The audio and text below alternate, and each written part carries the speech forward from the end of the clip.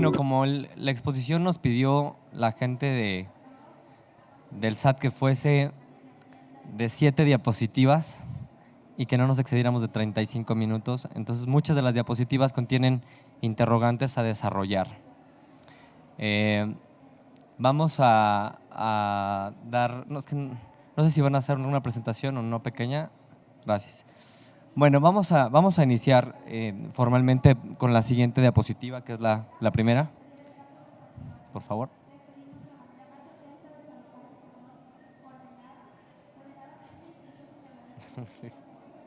Perdón, problemas técnicos. Muy bien, ¿se alcanza a leer? De todas maneras voy a darle lectura. Empezaremos a una pequeña charla respecto de qué son los documentos digitales, cuál es la definición que nos da el Código Fiscal respecto de ellos, y empezaremos a ver, encaminarlos al valor probatorio que tienen, a la validez, a su cuestionabilidad, a la certeza de los documentos, y luego lo terminaremos de vincular con los procedimientos de revisiones fiscales, en particular con la revisión electrónica, que es una fracción que le adicionaron al artículo 42, es decir, la fracción 9ª del Código Fiscal de la Federación. Bueno, los documentos digitales, su naturaleza, y dice la ley, el artículo 17D del Código Fiscal, que se entiende por documento digital todo mensaje de datos que contiene información o escritura generada, enviada, recibida o archivada por medios electrónicos, ópticos o de cualquier otra tecnología. Muy bien, habiendo dicho lo más elemental para entrar en materia, la primera interrogante que tenemos que despejar es ¿por qué están regulados ahora en la ley? ¿Desde cuándo tienen efectos jurídicos? ¿Existen documentos digitales originales? ¿Y qué tipos de documentos digitales regula la ley y qué valor jurídico tienen? Muy bien. En relación a la primera de ellas, ¿por qué están regulados en la ley? Bueno, la realidad es que es común escuchar que dicen es que los legisladores quieren regular todo, hay leyes para todo, reglamentos cientos. Bueno, lo que pasa es que las leyes sirven para regular realidades sociales. Hace 20 años sería ilógico pensar que el tema de debate fuese ¿pueden o no los matrimonios homosexuales adoptar hijos? Hace 20 años era impensable. Hoy en día es una realidad, es algo que se vive y empiezan a regular lo que realmente está aconteciendo en la sociedad. Dada la digitalización en el mundo en general, desde hace poquito más de 10 años el SAT empezó a regular, empezó pues un poco a emigrar a cuestiones digitales. Antes de que existieran los FDIs, existían los FDs nada más, y han ido poco a poco tratando de absolver y de, por supuesto, extinguir todo lo que sea papel y la tendencia es que todo sea digital. ¿Por qué?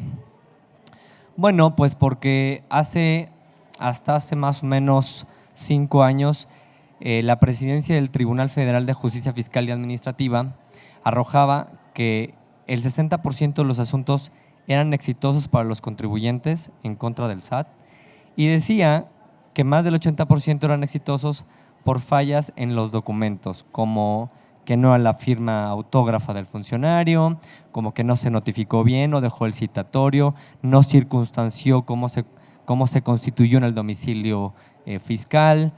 Entonces, todo eso lo que generó es que las autoridades fiscales digan, bueno, ¿y cómo podemos quitar todo eso? Con pura capacitación, inclusive se llegó a pensar, bueno, a lo mejor hasta reciben dinero para que se equivoquen en el acta. Y dijeron, bueno, vamos a empezar a hacer las cosas distinto. Y hacer las cosas distinto nos tienen hoy en día una realidad que ya tenemos órdenes y solicitudes de información con firmas electrónicas de los funcionarios, que no está estampado autógrafamente por ellos, que las notificaciones se hacen o se pretenden que se hagan a través del buzón tributario, el cual jura y perjura el SAT que entrará en vigor el próximo año bien, que ya no va a haber más aplazamientos y que todo va a ser vía buzón tributario.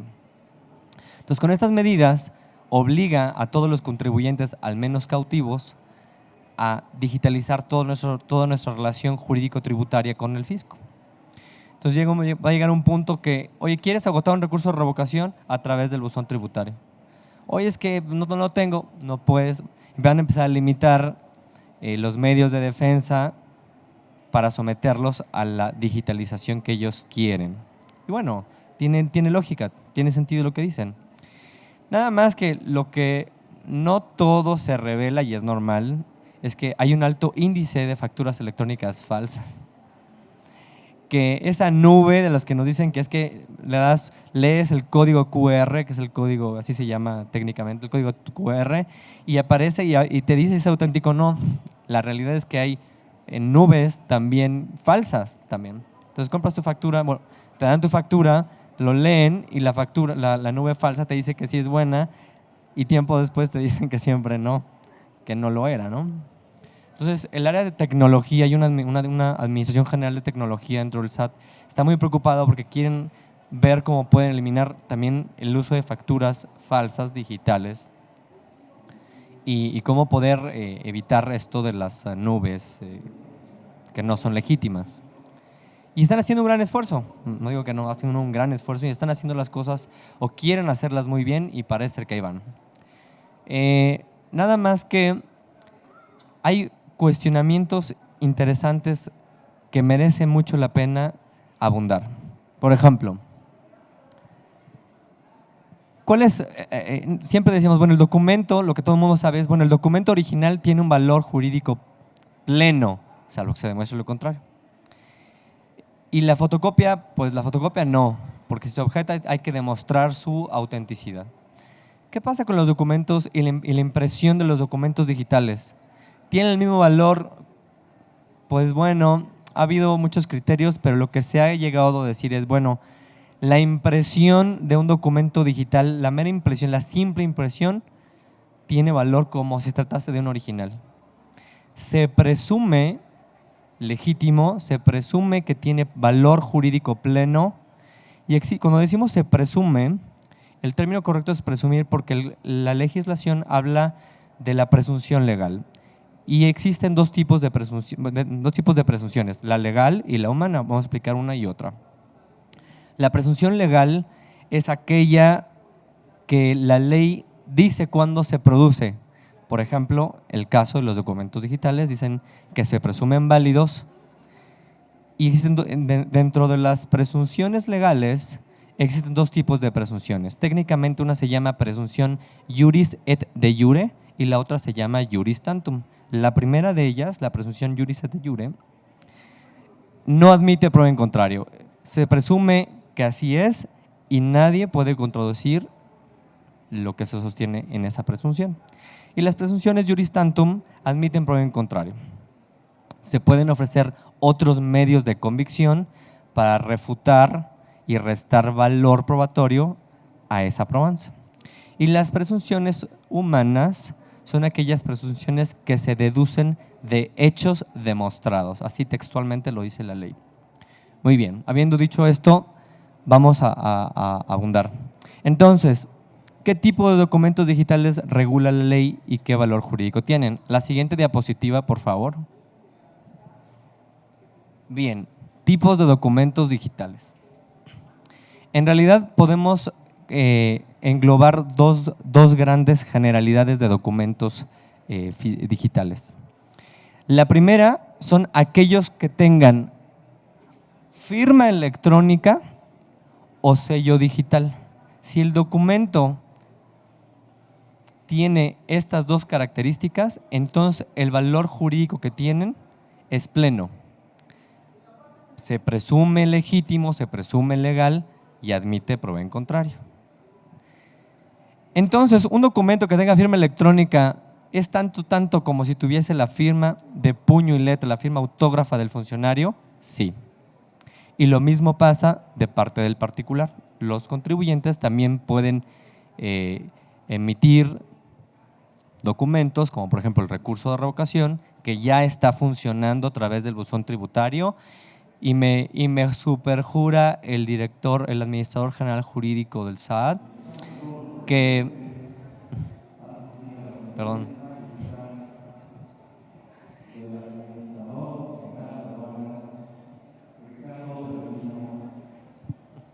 Perdón.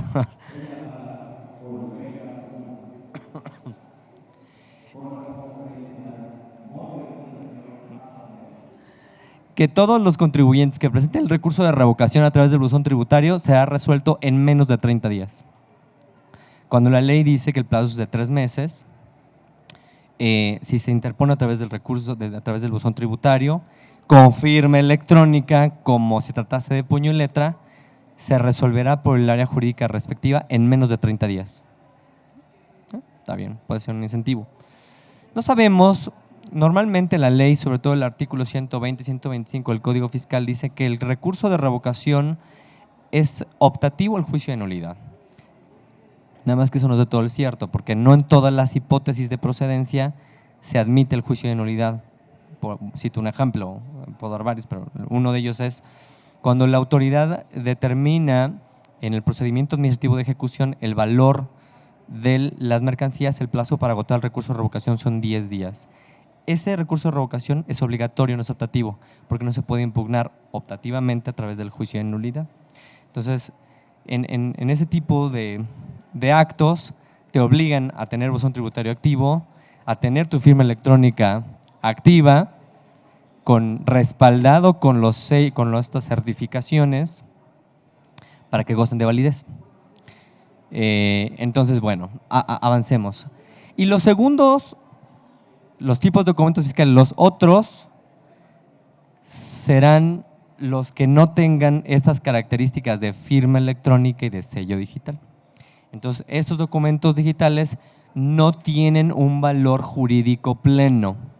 Y dice la ley, el artículo 210 del Código Federal de Procedimientos Civiles, que esos se les da un valor probatorio distinto a los que sí tengan esas características que dan certeza. El problema es que cuando vemos la cadena digital o la firma electrónica, en particular me quiero referir ahorita al sello digital, son caracteres de números y letras en combinación, mayúsculas, minúsculas, bla, bla, bla. Podría inventarse, es decir, podría alguien tratar quiero mal pensar, de falsificar el documento y aventarse ahí caracteres más o menos que vean qué lógica tienen, copiar algunos de unos escritos de otros, inventar uno y decir aquí está el documento digital y ahí está la firma electrónica. O al revés, la autoridad, que el particular diga, bueno, yo cómo sé que ese documento efectivamente sea la firma electrónica de la autoridad. Entonces, en realidad, así como se puede objetar la firma estampada por el contribuyente o al revés, el contribuyente respecto de la autoridad, también se pueden objetar y se pueden impugnar. Ahorita vamos a ver cómo. Entonces, a manera de conclusión, formulo la interrogante. ¿Goza de valor jurídico una mera copia simple de un documento digital? Sí, claro que sí. Un ejemplo de un documento digital distintos a los que gocen de firma electrónica o sello digital. Pues un bill correo electrónico, por ejemplo. Un correo electrónico es una prueba digital que tiene cierto valor, será valorado como lo establece el artículo 210A, que se aplica supletoriamente a la Ley Federal del Procedimiento Contencioso Administrativo, es decir, la ley que regula el juicio de nulidad, pero también se aplica el derecho federal común de acuerdo al artículo 5º, último párrafo del Código Fiscal, ante las autoridades fiscales. Siguiente diapositiva, por favor. Quiero citar dos tesis que considero importante en este tema que estamos platicando. La primera de ellas fue emitida por la segunda sala de la Corte.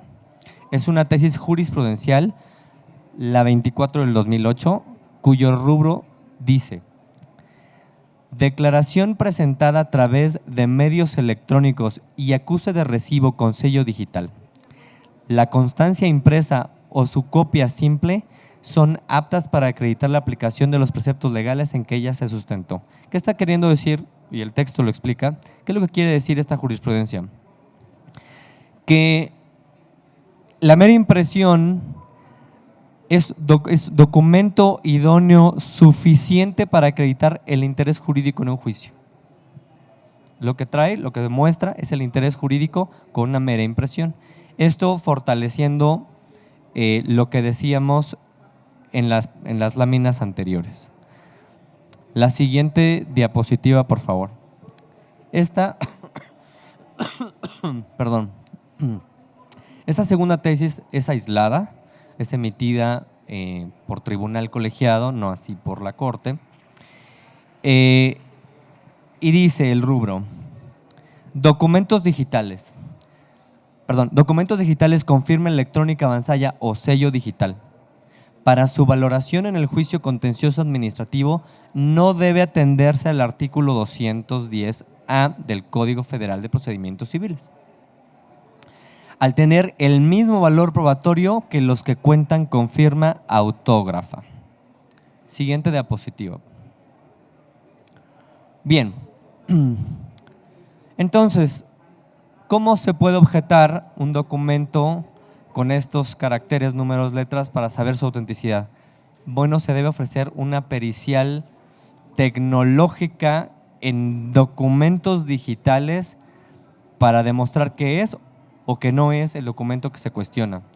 El que lo ofrezca, claro, tendrá que tratar de demostrar que no lo es, y también el que emitió el acto tratará de demostrar que sí lo es con una prueba de semejantes características técnicas. Y claro, siempre están los terceros en discordia. Porque además, cuando las autoridades fiscales emiten su firma electrónica, la ley misma dice que no basta con que se haya emitido, sino además debe existir un procedimiento para que el particular pueda cerciorarse de que esa es su firma electrónica avanzada.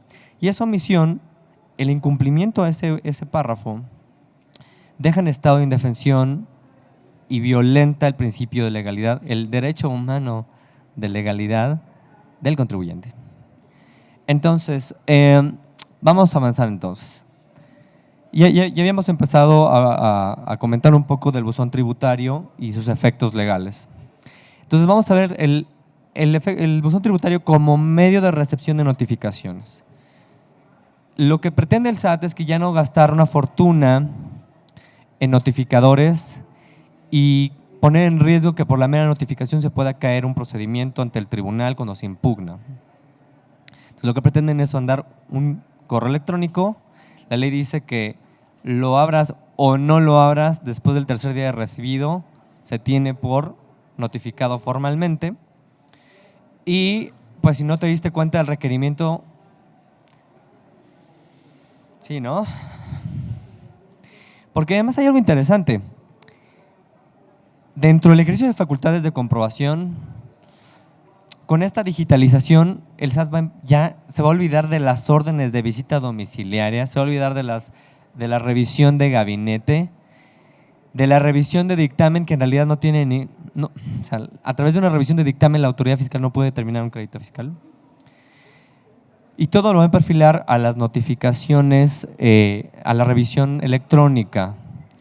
Y a través de esta revisión electrónica, la orden de facultad de comprobación viene acompañada de una propuesta de predeterminación de un crédito fiscal. Entonces, 3 días no lo abriste, surte efectos de notificación, 15 días. Pasando 15 días, ¿no ofreciste nada para desvirtuar?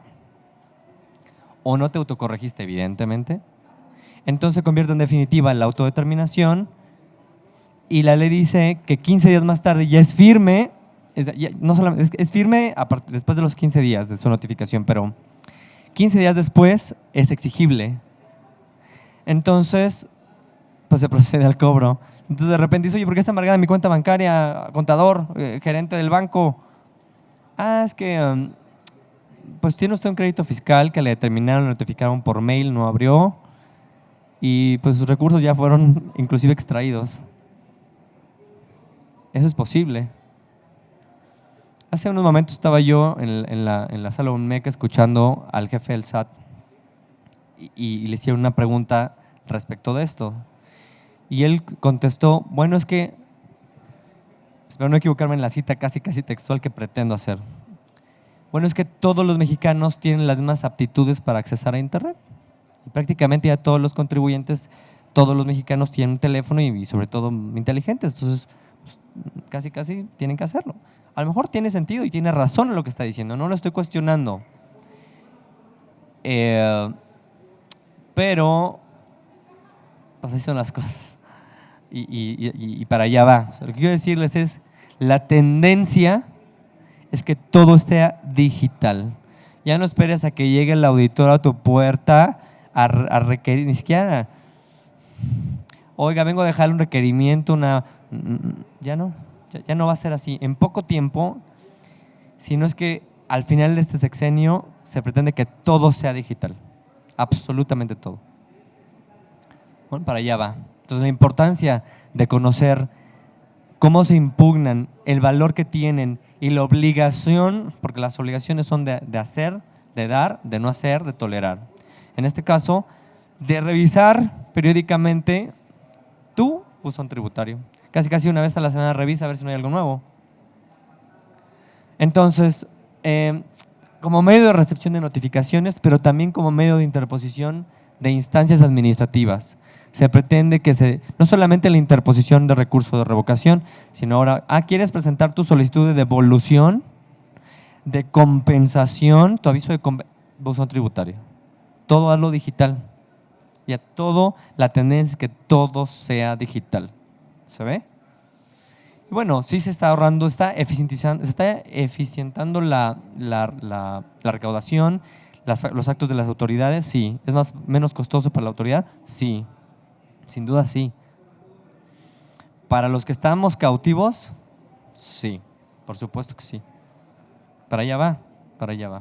Porque si eres cautivo, a fuerza tienes cuenta bancaria, porque sí tienes que pagar impuestos.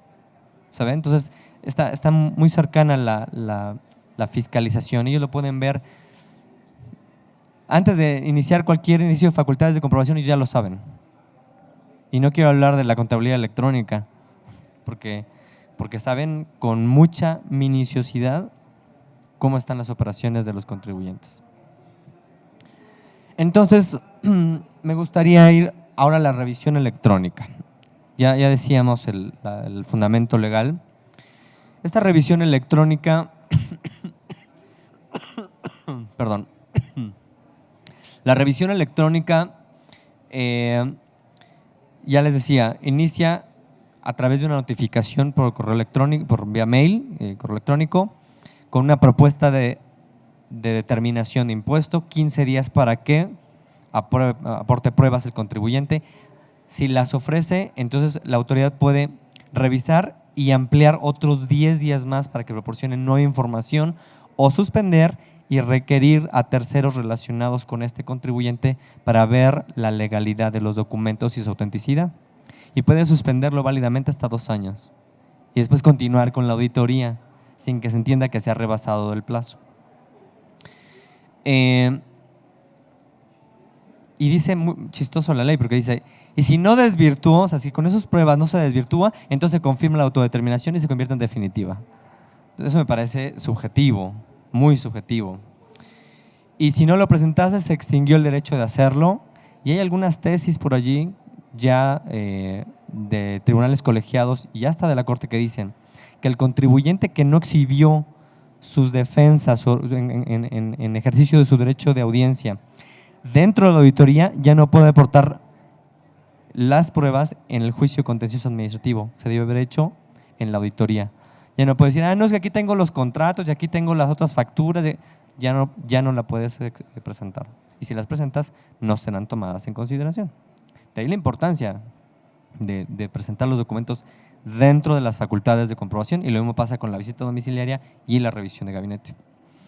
Entonces, y se determina, una vez integrado el expediente, la autoridad tiene 40 días para determinar, en definitiva, analizando esos documentales, y no puede decir no se desvirtuó y la presuntiva o la inicial se convierte en definitiva y 15 días más tarde es exigible.